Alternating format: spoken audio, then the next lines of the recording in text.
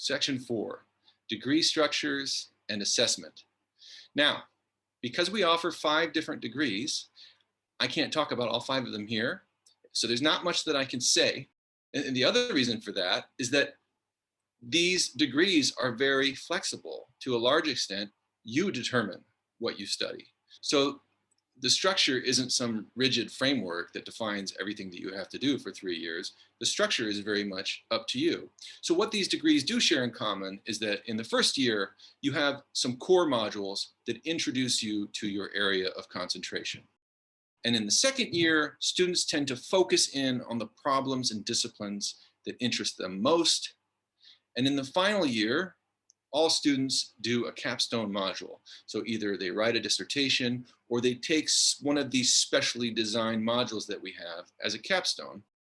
And our students really love the capstone in their third year. They feel like it really brings their education together. And that's something that I would love to talk to you about at some point if you want to reach out and contact me. Okay, so that's a little something about structure. What about assessment? Well, when it comes to assessment, I have a similar problem because it's so flexible.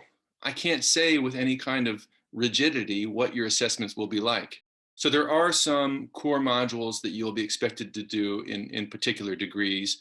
For example, most of our students take CS 101, Modern Revolutions, which is this sort of big picture module that gives you a sense of where the modern world comes from. So the world that we live in with democracy and rights and all these sorts of familiar ideas, where did that world come from?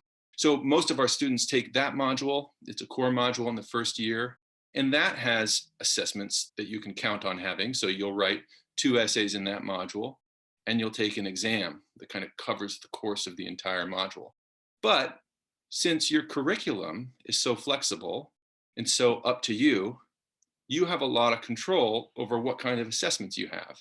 So for example, if you're into math and you want to take classes that will have assessments where you're doing mathematics, you can do that. If you never want to see a math problem for the entire 3 years at university, you can do that too. If you only want to write essays, well, you can take modules where you're going to be writing essays.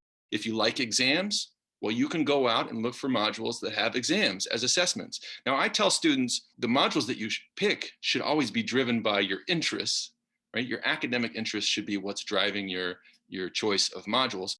But I know that there are some students who, there's certain kind of assessments that they don't want to do, and they make their decisions around those preferences. And that's something that you can do when you study at ISC, and you can't do it in most other departments, because in most departments, the kind of assessment that you take is fixed because the disciplines define what kind of assessment you need to be engaged in. So for example, if you're studying philosophy at the University of Essex, you're going to be writing essays all the time because that's what philosophers do. Philosophers write. But in ISC, you have a whole lot of choice. You have a whole lot of choice about what the disciplines are going to be that you're going to be studying, what modules you're going to focus on. And you also have a choice about the type of assessments that you want to take in your modules. So there's a lot of freedom of choice. And that leaves me in a predicament where I can't say very concretely, yeah, you're going to have exactly this type of assessment. But I can say quite comfortably that you're going to have control over what kind of assessments you have. So in a certain sense, I can say you don't have to worry about it. You're going to take the kind of assessments, for the most part, that you're interested in taking. So again, we're a very student-centered department. Students' interests drive what they study. And also, ultimately, if they want, they can drive the kind of assessments that they end up taking. I hope that's helpful. Happy to answer questions if people have any.